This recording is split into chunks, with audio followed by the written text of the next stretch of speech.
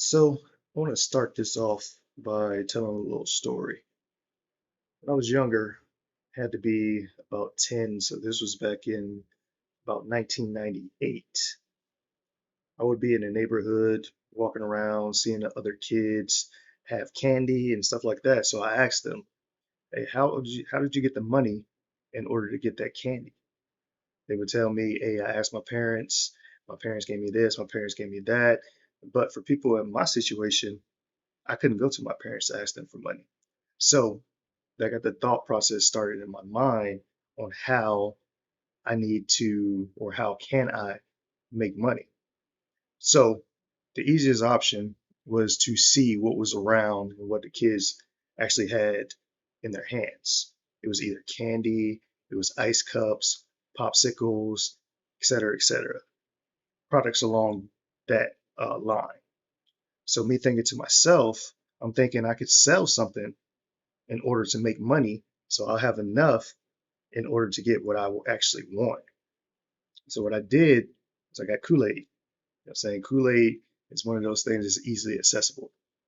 I made popsicles because that's what the kids want. It's always hot in South Carolina, so anything cool is actually going to appeal to them. So I made those, went outside my house, stood there with the actual popsicles for a little while. Nobody came. So I was like, all right, I got to go to a different spot in order to get more traffic. So I went down the street where all the kids were playing at the park.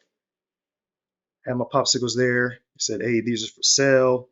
If you want them, give me 25 to 50 cents." Now that was cheap back in 1998. So at the end of the whole thing, I had about what, $10 the first day. And for somebody like me who didn't have any money, 10 years old and all the other stuff, $10 was a big deal. So I tell you that story to try to outline what marketing actually is.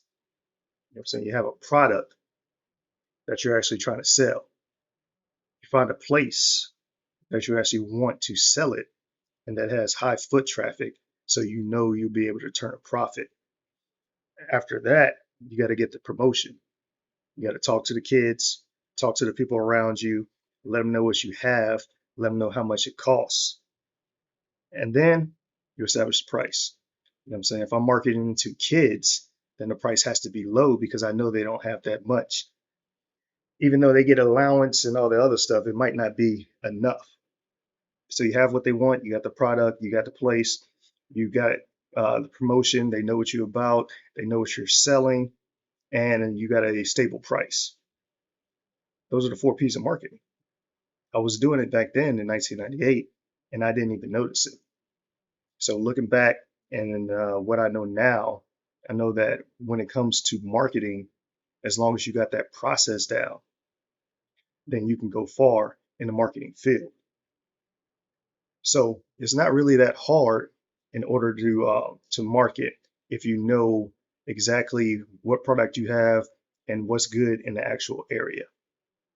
So all marketing really is the activity of those four P's that you've been doing.